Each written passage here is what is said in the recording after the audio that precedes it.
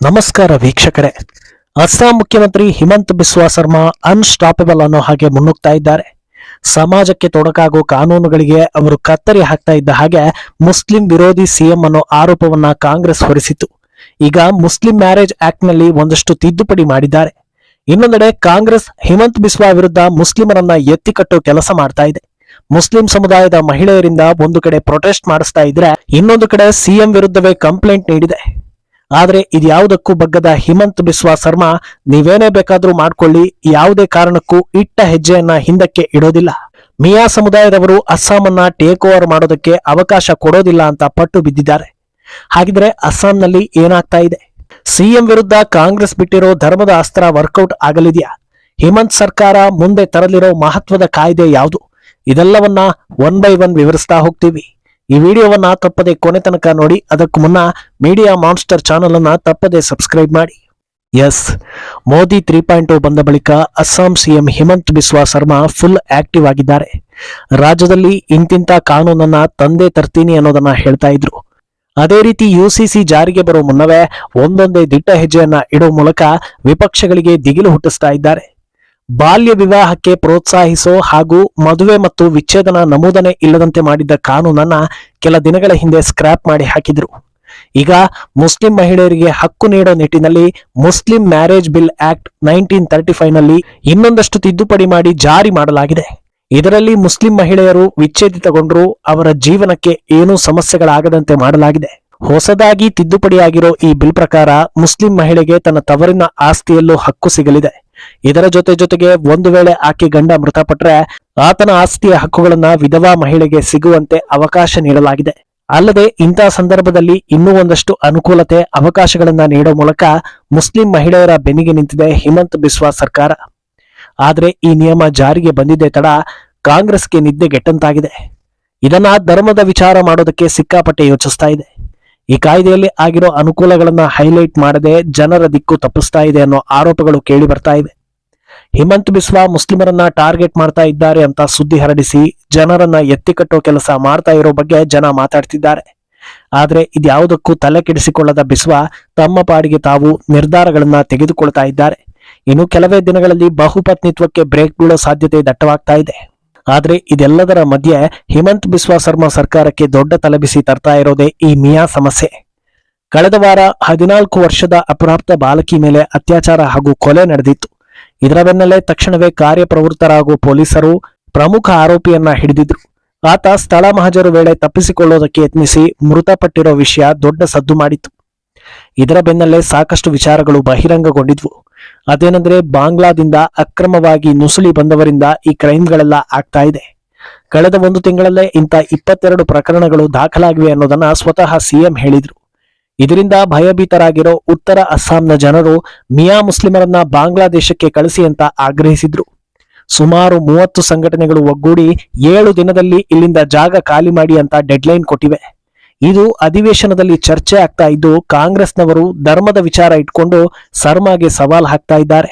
ಅಂದಹಾಗೆ ಈ ಮಿಯಾ ಅಂದ್ರೆ ಬಂಗಾಳಿ ಮಾತಾಡೋ ಮುಸ್ಲಿಮರು. ಇವರು ಮೂಲತಃ ಬಾಂಗ್ಲಾದಿಂದ ಬಂದಿರೋದು. 14 ವರ್ಷದ ಬಾಲಕಿ ಅತ್ಯಾಚಾರದಲ್ಲಿ ತೊಡಗಿದ್ದವರು ಇವರೇ. ಆದ್ರಿಂದ ಈ ವಿಚಾರದಲ್ಲಿ ಮಾತನಾಡುವಾಗ ದಕ್ಷಿಣ ಅಸ್ಸಾಂನಲ್ಲಿರೋ ಮಿಯಾಗಳು ಉತ್ತರ ಅಸ್ಸಾಂಗೆ ಹೋಗೋದು ಯಾಕೆ? ಉತ್ತರ ಭಾಗವನ್ನು ವಶಪಡಿಸಿಕೊಳ್ಳೋದಕ್ಕೆ ನಾನು ಬಿಡೋದಿಲ್ಲ ಅಂತ ಹೇಳಿದ್ರು. ಇಷ್ಟಾಗಿದ್ದೇ ತಡ ಅವರನ್ನ ಹೇಗಾದ್ರೂ ಮಾಡಿ ಸಿಕ್ಕಿಸಿ ಹಾಕಬೇಕು ಅಂತಿದ್ದ ವಿಪಕ್ಷಗಳು ಹಾಗೂ ಕಾಂಗ್ರೆಸ್ಗೆ ಅಸ್ತ್ರ ಸಿಕ್ಕಿದಂತಾಗಿದೆ.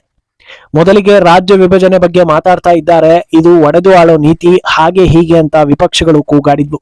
ಈಗ ಧರ್ಮ ಜಾತಿ ಆಧಾರದಲ್ಲಿ ಹಿಮಂತ್ ರಾಜಕೀಯ ಮಾಡ್ತಾ ಇದ್ದಾರೆ ಅಂತ ಜನರನ್ನ ಎತ್ತಿಕಟ್ಟಿ ಪ್ರೊಟೆಸ್ಟ್ ಮಾಡಿಸಲಾಗ್ತಾ ಇದೆ.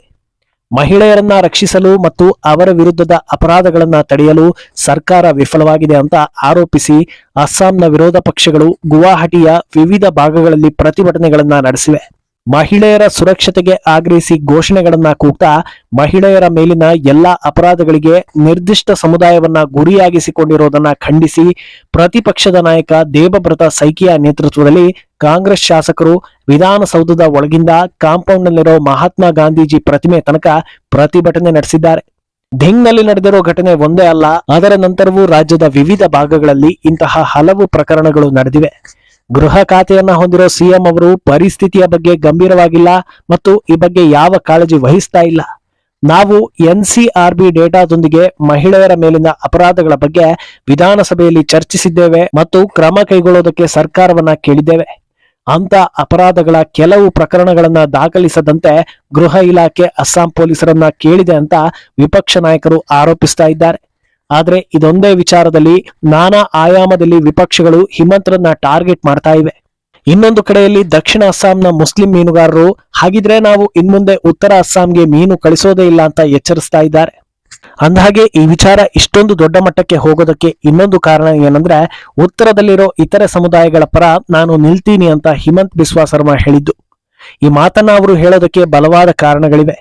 ಉತ್ತರ ಅಸ್ಸಾಂನ ಬಹುತೇಕ ಜಿಲ್ಲೆಗಳಲ್ಲಿ ಮುಸ್ಲಿಂ ಪ್ರಾಬಲ್ಯ ಇದೆ. ಇದರ ಮಧ್ಯೆ ಬಾಂಗ್ಲಾದಿಂದ ಅಕ್ರಮವಾಗಿ ಬಂದವರಿಂದ ಇಂಥ ಕೃತ್ಯಗಳು ತಾರಕಕ್ಕೆ ಏರ್ತಾ ಇವೆ.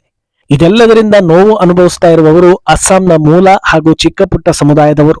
ಇದನ್ನ ಹೀಗೆ ಬಿಟ್ರೆ ಆ ಚಿಕ್ಕ ಪುಟ್ಟ ಸಮುದಾಯಗಳು ನಾಮಾವಶೇಷ ಆಗತ್ತೆ. ಈ ಹೊತ್ತಲ್ಲಿ ಅವರಿಗೆ ಬೆಂಬಲ ಕೊಡ್ಲೇಬೇಕು ಅಂತ ಹಿಮಂತ್ ಬಿಸ್ವಾ ಸರ್ಮಾ ಖಡಕ್ ಆಗಿ ಹೇಳ್ತಾ ಇದ್ದಾರೆ.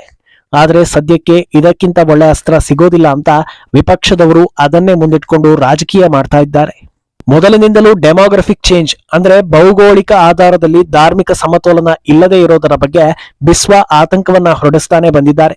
ಈ ಹಿಂದೆ 1951ರಲ್ಲಿ ಅಸ್ಸಾಂನ ಮುಸ್ಲಿಂ ಜನಸಂಖ್ಯೆ 14% ಇತ್ತು, ಈಗ 40% ಆಗಿದೆ ಅನ್ನೋ ವಿಚಾರವನ್ನ ಹೇಳಿದ್ರು. ಹಿಂದೂ ಡಾಮಿನೇಟೆಡ್ ಇದ್ದ ಪ್ರದೇಶಗಳು ಈಗ ದಿನ ಕಳೀತಾ ಇದ್ದ ಹಾಗೆ ಮುಸ್ಲಿಂ ಡಾಮಿನೇಟೆಡ್ ಪ್ರದೇಶಗಳಾಗಿ ಬದಲಾಗ್ತಾ ಇವೆ. ಇದಕ್ಕೆ ಸಾಕಷ್ಟು ಕಾರಣಗಳಿದ್ದು ಅದರಲ್ಲಿ ಅಕ್ರಮವಾಗಿ ವಲಸೆ ಬಂದವರು ಕೂಡ ಒಂದು ಕಾರಣ ಅನ್ನೋದನ್ನ ರಿವೀಲ್ ಮಾಡಿದ್ರು. ಅದಾದ ಬೆನ್ನಲ್ಲೇ ಅವರು ತೆಗೆದುಕೊಳ್ತಾ ಇರೋ ನಿಲುವುಗಳಲ್ಲಿ ಬಹುತೇಕ ನಿಲುವುಗಳು ಮುಸ್ಲಿಂ ಧರ್ಮದ ಸಂಬಂಧವೇ ಆಗಿರೋದ್ರಿಂದ ಬಿಸ್ವಾರನ್ನ ಆಂಟಿ ಮುಸ್ಲಿಂ ಅಂತ ಬಿಂಬಿಸೋದು ಕಾಂಗ್ರೆಸ್ಗೆ ಸುಲಭವಾಗ್ತಾ ಇದೆ.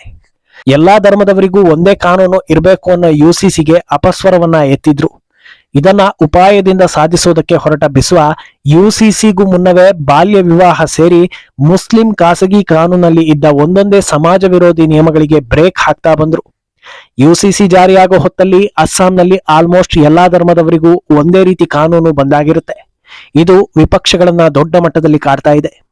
ಇನ್ನು ಇದೆಲ್ಲ ಸಮಾಜ ಸುಧಾರಣೆಗಾಗಿ ಜನರ ಉಳಿವಿಗಾಗಿ ಅಂತ ಹಿಮಂತ್ ಸರ್ಕಾರ ಎಷ್ಟೇ ಹೇಳಿದ್ರು ಮೇಲ್ನೋಟಕ್ಕೆ ಇದು ಹಿಮಂತ್ ವರ್ಸಸ್ ಇಸ್ಲಾಂ ಅನ್ನೋ ಹಾಗೆ ಬಿಂಬಿತವಾಗ್ತಾ ಇದೆ. ಇದೇ ಕಾರಣಕ್ಕೆ ತಮ್ಮ ಜೀವನಕ್ಕೂ ಥ್ರೆಟ್ ಇದೆ ಅನ್ನೋದನ್ನ ಆಗಾಗ ಹಿಮಂತ್ ಸರ್ಮಾ ಹೇಳ್ತಾನೆ ಇದ್ದಾರೆ. ಆದ್ರೂ ಕೂಡ ಯಾವ ನಿರ್ಧಾರವನ್ನು ಮುಲಾಜಿಲ್ಲದೆ ತೆಗೆದುಕೊಳ್ತಾ ಇದ್ದಾರೆ. ಅಸ್ಸಾಂ ಎಲೆಕ್ಷನ್ಗೆ 2 ವರ್ಷಗಳು ಬಾಕಿ ಇದ್ದು ಮುಂದಿನ ಎಲೆಕ್ಷನ್ಗೆ ಹೋಗೋ ಹೊತ್ತಲ್ಲಿ ರಾಜ್ಯದಲ್ಲಿ ಡೆಮೋಗ್ರಫಿಕಲ್ ಚೇಂಜ್ ಸರಿಪಡಿಸೋದಕ್ಕೆ ಎಲ್ಲಾ ರೀತಿಯ ನಿರ್ಧಾರಗಳನ್ನು ತೆಗೆದುಕೊಳ್ಳೋ ಸಾಧ್ಯತೆ ಇದೆ. ಆದ್ರೆ ಒಂದು ವೇಳೆ ಮುಂದಿನ ಬಾರಿ ಹಿಮಂತ್ ಕೈಗೆ ಅಧಿಕಾರ ಸಿಕ್ಕದೇ ಇದ್ರೆ ಒಂದೇ ತಿಂಗಳಲ್ಲಿ ಈ ಎಲ್ಲಾ ಕಾಯ್ದೆಗಳು ಉಲ್ಟಾ ಪಲ್ಟಾ ಆಗೋ ಸಾಧ್ಯತೆ ಇದೆ ಅನ್ನೋ ಟಾಕ್ ಶುರುವಾಗಿದೆ. ಒಟ್ನಲ್ಲಿ ಹಿಮಂತ್ ಬಿಸ್ವಾ ಸರ್ಮಾ ಇಡ್ತಾ ಇರೋ ಹೆಜ್ಜೆಗಳನ್ನ ವಿಪಕ್ಷಗಳು ವಿವಾದ ಮಾಡ್ತಾ ಇದ್ರು ಖಡಕ್ ಆಗಿ ಮುನ್ನುಗ್ತಾ ಇದ್ದಾರೆ. ಕೇಂದ್ರದಿಂದ ಇನ್ನಷ್ಟು ಬೆಂಬಲ ಭದ್ರತೆ ಸಿಕ್ತು ಅಂದ್ರೆ ಅಸ್ಸಾಂನಲ್ಲಿ ಹಿಮಂತ್ ಬಿಸ್ವಾ ದೊಡ್ಡ ಕ್ರಾಂತಿ ಮಾಡ್ತಾರೆ ಅಂತ ಜನರು ಹೇಳ್ತಾ ಇದ್ದಾರೆ. ಈ ಬಗ್ಗೆ ನಿಮ್ಮ ಅಭಿಪ್ರಾಯವನ್ನ ತಪ್ಪದೆ ಕಾಮೆಂಟ್ ಮೂಲಕ ತಿಳಿಸಿ.